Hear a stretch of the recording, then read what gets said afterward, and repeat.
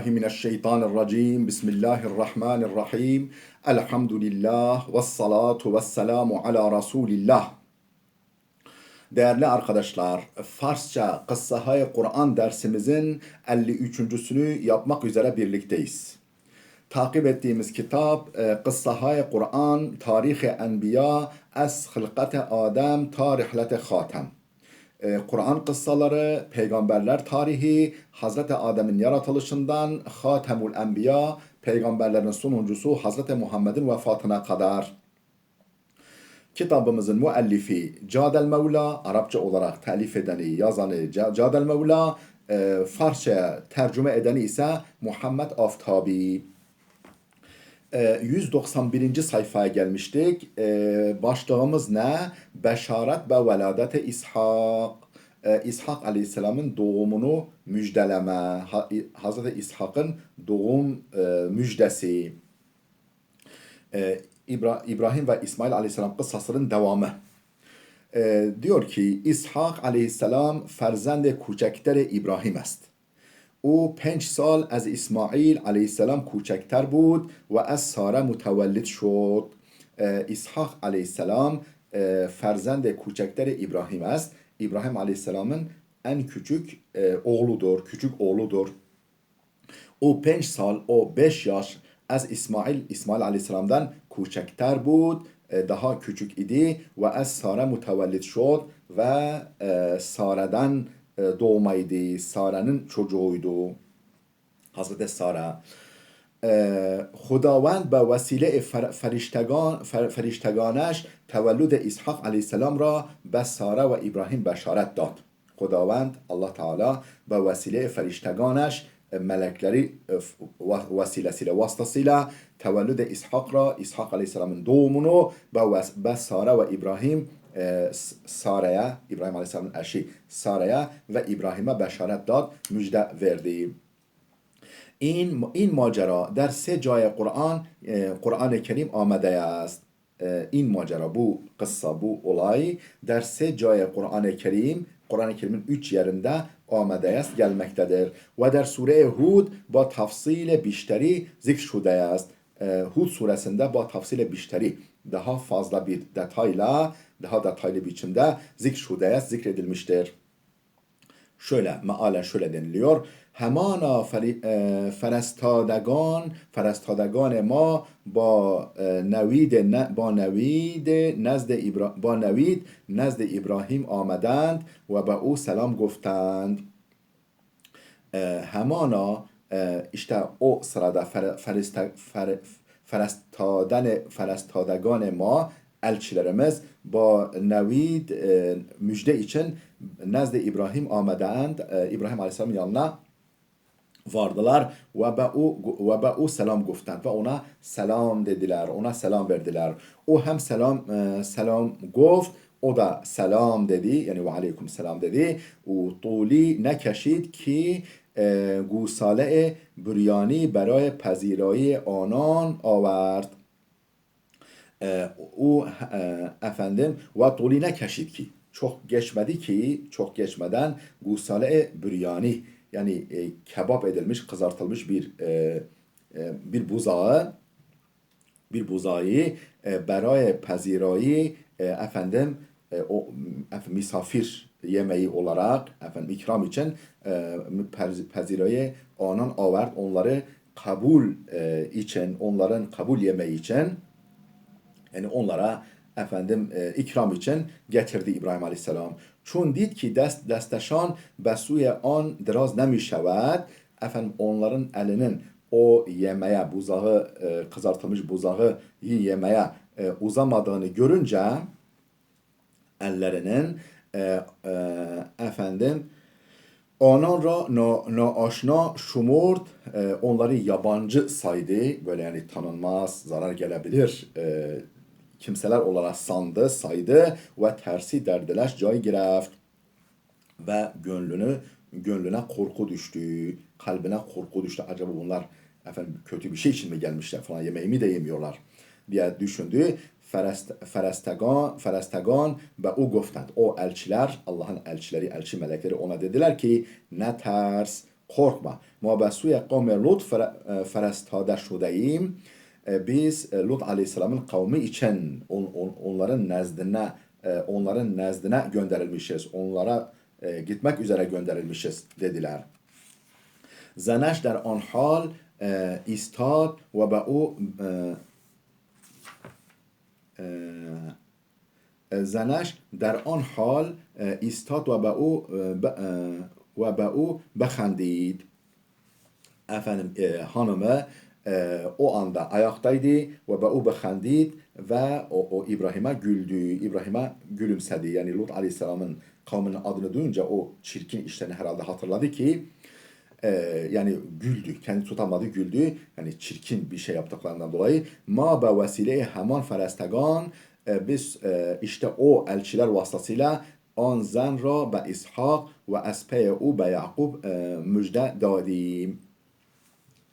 Ma Allah Teala buyuruyor ki biz به وسیله همان فرستگان o elçiler vasıtasıyla o elçi melekler aracılığıyla آن زن را o hanıma ve İshak ve از پی او Yakub müjde dadim. Onu İshak'la müjdeledik. İshak'tan sonra Yakub'la müjdeledik. Yani sen İshak isimli bir çocuğun olacak. Onun da çocuğu olacak. Torunun bile olacak. Onun adı da Yakub olacak.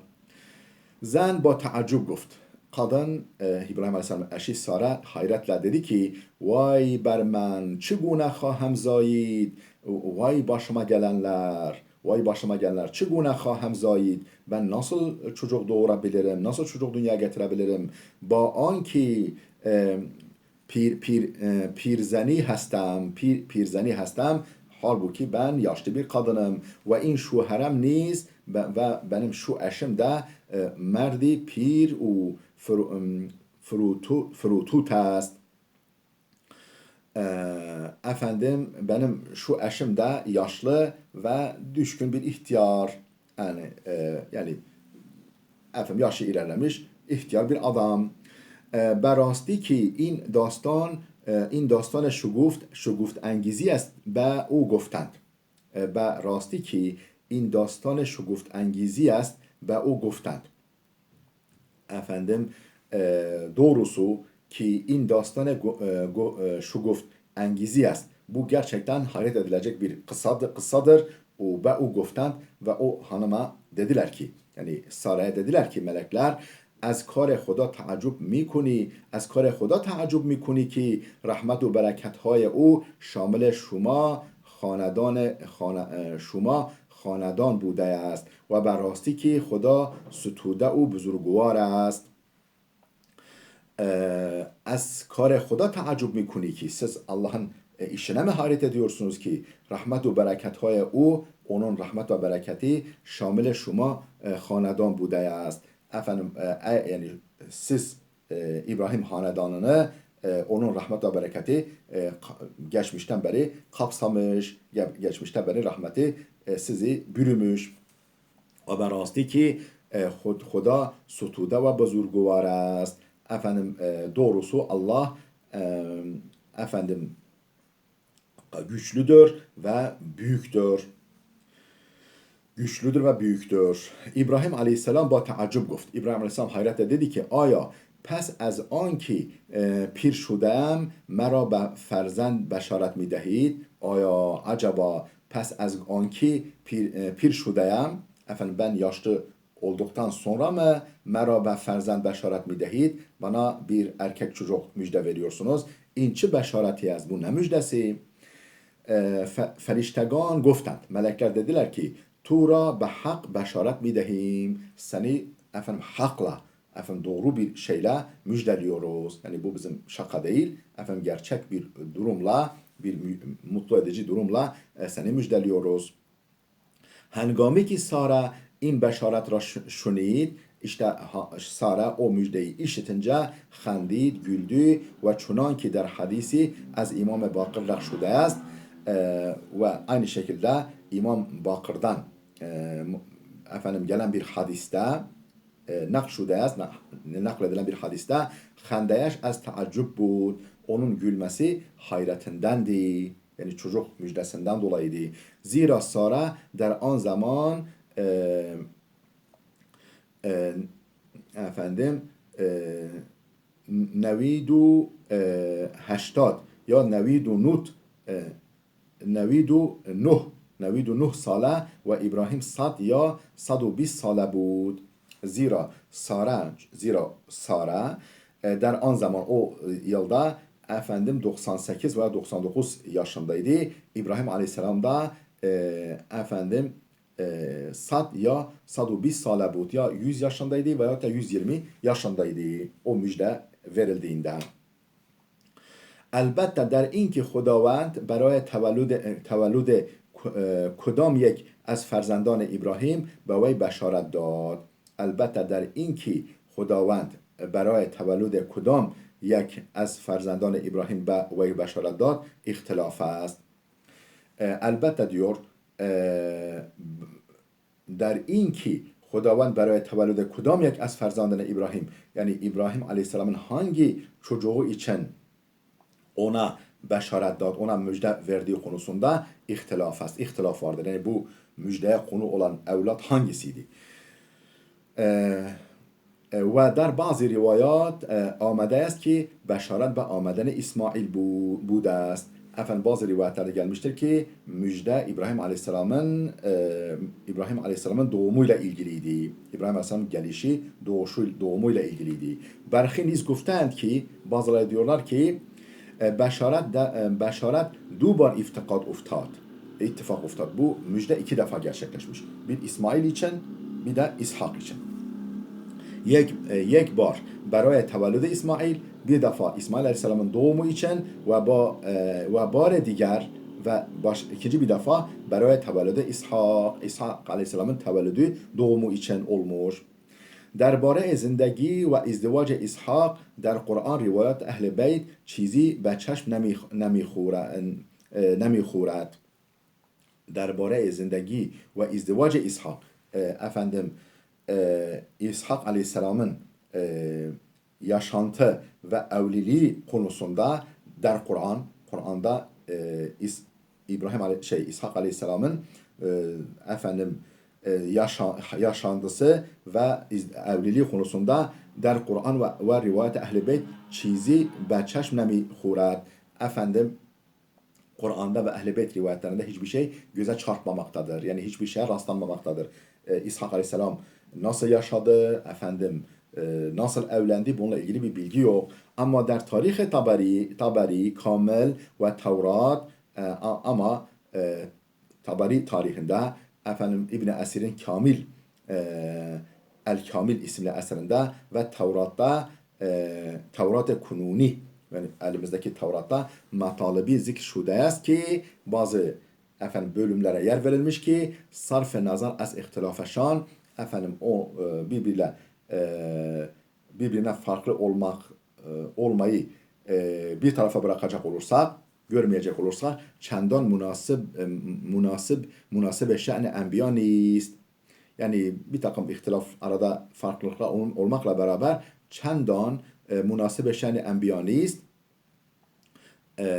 Efendim her ne kadar peygamberlerin şanına yakışmayan bir takım şeyler içeriyorsa da o bilgiler az in ru guftarşan i'tibari nedarad. Bu nedenle onların sözleri nazar itibara alınmaya değer değil. Yani nazar itibarı yani itibar edilmeye değer bilgiler değil diyor. Çünkü niye? Efendim peygamberlerin şanına yakışmayan bir takım bilgiler ihtiva ediyor. ما در اینجا به ذکر مختصری از زندگی اسحاق که مورد اتفاق مورخان است بسنده میکنیم. ما در اینجا biz burada به ذکر مختصر از زندگی İshak Aleyhisselam'ın kısa bir sunumu ki muride ittifak-ı muarrihan است. Tarihçilerin ittifak ettikleri bir takım bilgilerdir. Besende mikunim efendim ekliyoruz. Burada tarihçilerin ittifak ettikleri öz bilgileri buraya ekliyoruz. İbrahim Aleyhisselam çun besinne kuhulet reside bud. İbrahim Aleyhisselam yaşlılık dönemine ulaştığından ve kesi ki سرپرستی خانواده او را به اهداش سفارش کرد برای اسحاق همسری از میان قوم خود انتخاب کند. به کسی که سرپرستی خانواده او را به عهده داشت, yani İbrahim Aleyhisselam yaşlılık döneminde kendi hanedanının riyasetini üstlenecek olan kişiye, yani kendisine İbrahim Aleyhisselam kendisine veliaht bıraktığı kişiye, yani hanedanının ailesine reislik yapmak üzere görevlendirdiği kişiye yani şey yaptı ki, ısmarladı ki, yani ona be'uhde daşt, sipariş kert, ona havale etti ki برای İshak همسری İshak Aleyhisselam için, oğlu İshak için bir eşi az miyan kavmi خود, kendi kavminin arasından bir eş intikap kınar. Yani ona bir eş seçesin benden sonra. Evlilik yaşına gelirse onu evlendiresin münasip bir hanımefendiyle halkımın arasından. O hem tıpkı vasiyeti İbrahim Rafqa دختر بتوئیل bin Nahur را برای همسری اسحاق برگزید. O hem, işte o İbrahim Aleyhisselam'ın bu vazifeyi havale ettiği zat da tıpkı vasiyeti İbrahim Aleyhisselam'ın vasiyeti gereği, vasiyetine uygun biçimde Rafqa veya Rıfqa diyelim, Rıfqa isimli kızı Doktor Butuil'in kızı Rıfka'yı, Butuil kim? Bin Nahur. Nahur'un oğlu Butuil'in kızı Rıfka'yı برای همسری İshak Aleyhisselam'ın eşi olarak, ona eş olsun diye berguzit seçti ve İshak az o sahibi du ferzend doklu به نامهای عیس و یعقوب Aleyhisselam şod. İshak Aleyhisselam da az o hanımefendiden, o kızdan sahibi du ferzend doklu, iki tane erkek evlada به نامهای عیس ve Yakub. Birinin adı İs, öbürünün adı Yakub olmak üzere iki evlada sahip olduğu o hanımefendiden. Zamani ki İs besine izdivac resid, İs evlilik yaşına geldiğinde nezde amuyaş İsmail raft. Amcası İsmail'in yanına gitti ve doktoru o Besme ra به همسری برگزید. Onun kızı Besme'yi eş olarak seçti. Eş olarak seçti, yani onu beğendi ve aldı. Yakub Aleyhisselam niz doktor dayıyaş Liya را برای ازدواج انتخاب کرد. Yakub dahi doktor dayıyaş kendi dayısının kızını, ki ne diyor onun adı? Liya, yani dayısının kızı, dayı kızı Liya'yı ra برای ازدواج, evlilik için izdivaç intikapkar, o da onu seçti. Ve azvey sahibi 7 ferzend şod ve ondan 7 erkek evlat sahibi oldu. Yakub Aleyhisselam pes az merg Liya, Yakub Aleyhisselam Liya'nın vefatından sonra با خواهر همسرش Rahil izdivaç kard. Eşinin kız kardeşi Rahil ile evlendi ve az o sahibi Yusuf ve Benyamin şud. Ondan da Yusuf ve Benyamin isimli iki çocuğa sahip oldu.